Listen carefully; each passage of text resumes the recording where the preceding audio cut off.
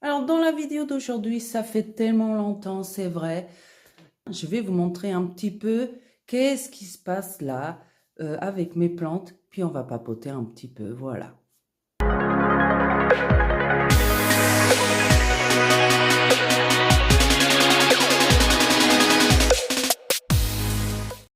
Hola, soyez les bienvenus sur ma chaîne. Si vous ne me connaissez pas encore, je m'appelle Sandrina. Et si vous êtes nouveau, nouvelle par ici, soyez les bienvenus. Profitez-en pour vous inscrire sur ma chaîne. Comme ça, vous ne perdrez plus aucune nouvelle vidéo. Aujourd'hui, nous sommes exactement à quelques semaines de l'été. Et quand on parle d'été, on parle de préparation de plantes pour une éventuelle canicule. Mais aujourd'hui, je ne vais pas vous parler spécifiquement de ça. Je vais vous montrer un petit peu mes plantes, qu'est-ce qui se passe. Parce que oui, le printemps, si vous suivez mes vidéos, je vais vous la laisser en haut, s'il vous plaît, pour que vous puissiez la regarder. Le printemps, c'est la période idéale pour faire tout un tas de choses avec les plantes d'intérieur, comme le rempotage, commencer à mettre de l'engrais, voilà, faire ses boutures, parce que justement, c'est le moment de la croissance végétative et reproductrice d'une plante. Ça veut dire quoi? Qu'elle va émettre des feuilles, des racines et faire une floraison. C'est le moment où elles sont dans le stade le plus optimal, ok, pour faire tout et n'importe quoi. Et c'est justement ce stade-là, ok, qu'on va profiter pour les préparer pour les mois suivants, l'été. Mais je vais vous montrer justement un peu l'aperçu de mes plantes. Comme ça, vous pourrez voir un petit peu qu'est-ce qui se passe. Alors, il y a des choses qui sont bien, il y a des choses qui sont moins bien, mais c'est pas grave, ça fait partie. Alors, je vous avais montré dans une vidéo courte des petits bouturages de Monstera adansonii. Là, je vais vous montrer le résultat. Ok, il est comme ça. Donc, vous voyez, j'ai attendu quand même pas mal de temps. Je les ai mis, j'ai fait le bouturage par l'eau. Si vous ne savez pas de quoi je parle, je vais vous laisser la vidéo en haut. Et ce bouturage, il n'est pas le super conseillé, ok? Parce que normalement, une plante qui a été bouturée par l'eau, elle aura un petit peu plus de mal quand elle sera dans la terre. Mais justement, il y a des plantes qui se plaisent dans ce genre de bouturage. Et ça, c'est le genre de plante qui développe ses racines de façon vraiment énorme. Si vous avez pu voir dans la vidéo courte que j'ai fait, vous pouvez voir qu'elle avait quand même pas mal de belles racines. Et du coup, j'ai profité pour la rempoter. Pourquoi? Parce que le printemps, c'est le moment idéal pour rempoter des boutures. Et pourquoi? Parce que c'est là qu'elle va émettre le plus de feuilles, le plus de racines. Et elle aura beaucoup moins de mal à se développer dans la terre, ok? À s'habituer à la terre, ok? Donc, pour vous dire que voilà, elle a fait une petite feuille un peu bizarrote ici. Et vous pouvez voir celle-là qui est neuve aussi. Donc voilà, je l'ai mis dans la terre, dans un pot petit, bien évidemment, avec un substrat adapté à ce style de plante, ok? Et je l'arrose normalement, ok? Alors ça, c'est une de mes nouveautés. C'est pas vraiment une nouveauté parce que j'en ai déjà eu des plantes comme ça, mais voilà, il y a eu un hic. Et je vais vous parler un petit peu de ces plantes et qu'est-ce qu'on fait quand on achète des plantes comme ça. Je vous avais déjà parlé, mais là, c'est le printemps. Et beaucoup d'entre vous vont me dire, je ne connaissais pas, tu m'as jamais parlé de ça dans tes vidéos. Justement, je vais vous parler de ces deux plantes parce que je trouve que c'est des plantes qui sont fantastiques dans l'intérieur, mais voilà, elles sont assez compliquées niveau humidité ambiante. Et c'est justement de ça que je vais vous parler. Alors, cette plante-là que vous voyez s'appelle Nephrolepsis exaltata. Ok, je vais vous laisser le nom, voilà, dans l'écran. Cette plante, c'est une fougère, ok? Il y en a une famille très vaste de fougères, ok? Mais cette fougère, voilà, c'est une fougère qui est typiquement la plante d'intérieur qui se plaît dans les recoins sans soleil direct, s'il vous plaît, mes amis, mais avec un minimum de luminosité, ok, vive. Ça veut dire quoi? Vous pouvez l'exposer dans un coin où il y a le soleil, à condition que vous cachez ce coin des rayons directs du soleil avec un voilage. Dire pourquoi tu ne la mets pas au plein nord? Parce que j'ai fait une expérience que je vous montrerai après qui montre bien que le plein nord est très déficitaire dans le nord de la France. C'est pas une bonne exposition. Il y a certaines plantes qui peuvent encore résister, mais ce n'est pas top. Donc, et du coup, cette plante, elle aime des ambiances humides et chaudes parce qu'elle est originaire des forêts tropicales, justement. Donc, ce qu'on va faire quand on achète une plante comme ça, on va déjà respecter la quarantaine. Ok, la quarantaine, ça veut dire on va la mettre loin des autres plantes que vous avez parce qu'on ne sait pas les maladies. Même si j'ai bien regardé le substrat, je l'ai retiré du pot, j'ai regardé en bas, tout me paraît normal, on ne sait jamais. Et vous allez faire ce que j'appelle une prévention. Vous allez mettre soit un stick jaune contre les mouches et les araignées, tout ça. Donc les sticks jaunes que je vous ai déjà parlé dans mes vidéos. Et vous pouvez aussi, c'est ce que j'utilise moi, vaporiser sur la plante de l'huile de neem, diluée bien sûr, comme mode de prévention si des fois elle a des maladies. Ok? Plus tard, vous allez bien inspecter le substrat et si besoin, vous pouvez rempoter. C'est juste que moi, je vais garder exactement la même taille de pot parce que voilà, il n'y a pas de racines qui sortent du pot.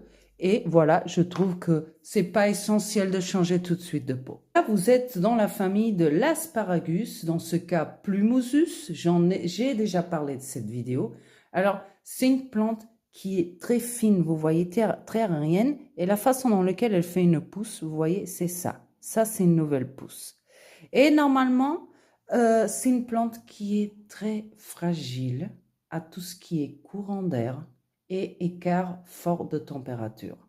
Cette plante, ok, elle n'est pas aussi simple d'entretien que celle que je vous ai déjà montrée dans ma vidéo. La Asparagus falcatus, par exemple, avec ses petites feuilles en forme d'aiguille, celle-là, on peut la mettre dehors. Celle-là, je ne vous préconise pas de la mettre dehors parce qu'elle est beaucoup plus sensible, ok, au courant d'air et aux écarts de température. Cet asparagus-là, s'il vous plaît, gardez-le à l'intérieur.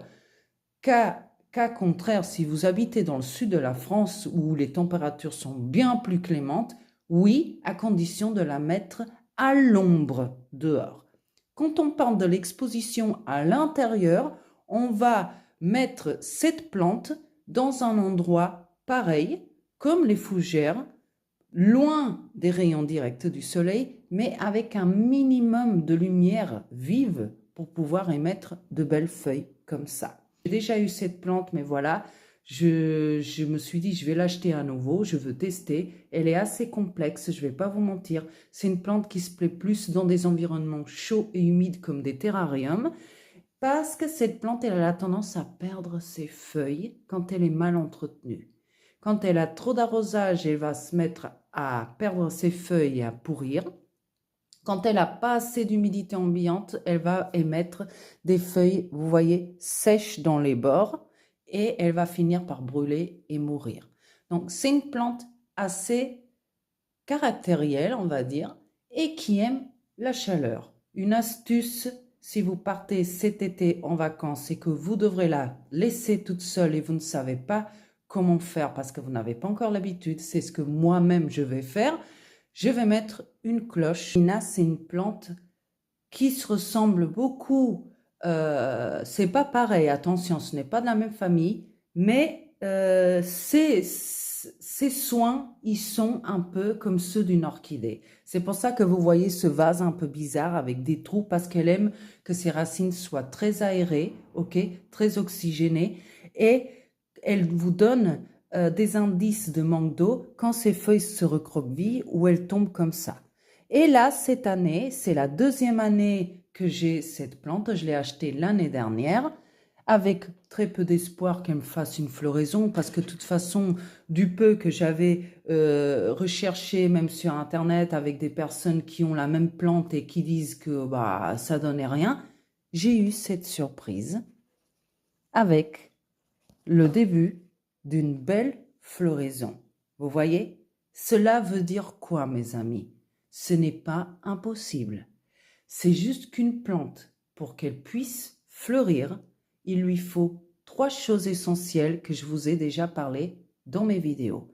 Elle a besoin d'une lumière optimale, et quand je dis optimale, c'est la lumière indiquée pour elle. La mienne, elle est plein sud sans voilage, parce que oui, les Medillinas aiment le soleil. C'est pour cela qu'elles doivent fleurir, ok? Elles aiment un substrat qui se ressemble un peu à celui des orchidées. C'est de la terre, mais mélangée aussi avec des écorces de pin, qui est très aérée. D'ailleurs, ça, c'est une astuce de pot que vous pouvez trouver. Elle a besoin de l'eau, ok, avec parcimonie bien évidemment, mais surtout de l'engrais. La mienne, elle a de l'engrais, mes amis, ok? Un engrais spécial pour qu'elle puisse développer bien ses fleurs, faire des feuilles qui sont en bonne santé et faire un système racinaire en condition. Dans ce cas-là, c'est un engrais qui m'a aidé à faire fleurir ma Medillina, ok? C'est des choses que je n'arrêterai pas de parler dans mes vidéos. C'est important. Une plante, elle va vous donner des signes de bonne santé, déjà si elle est placée au bon endroit, mes amis.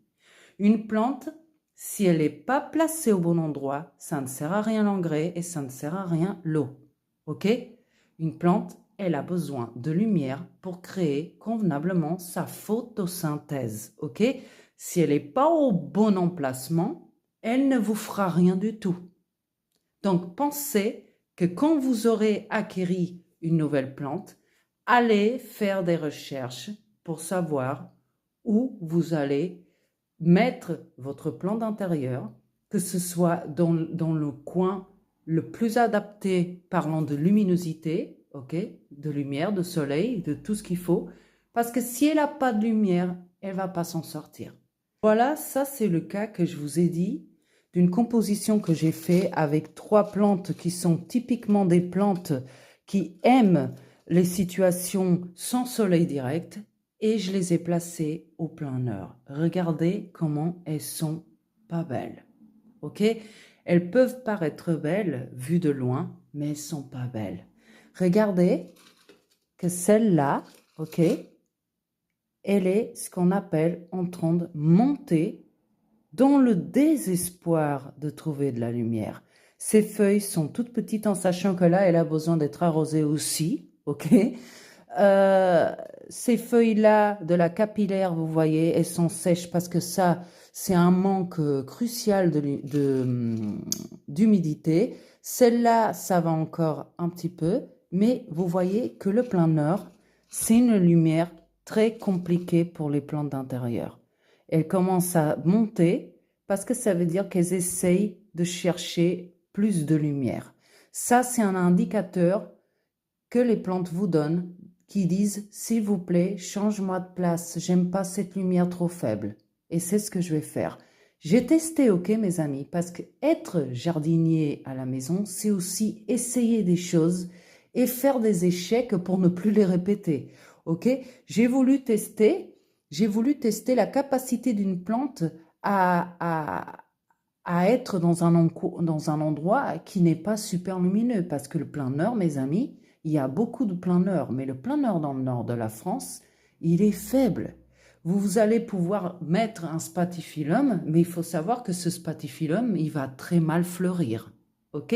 Donc, je vais vous laisser là, ici, dans cette petite vidéo, juste pour montrer un peu les nouveautés, un peu les choses qui se passent moins bien. Puis de toute façon, prochainement, je vous ferai une vidéo où je vous montre un petit peu l'aperçu de mon jardin, parce que comme vous savez, j'avais fait une vidéo spéciale extérieure. Je vous dis à la prochaine vidéo et bye!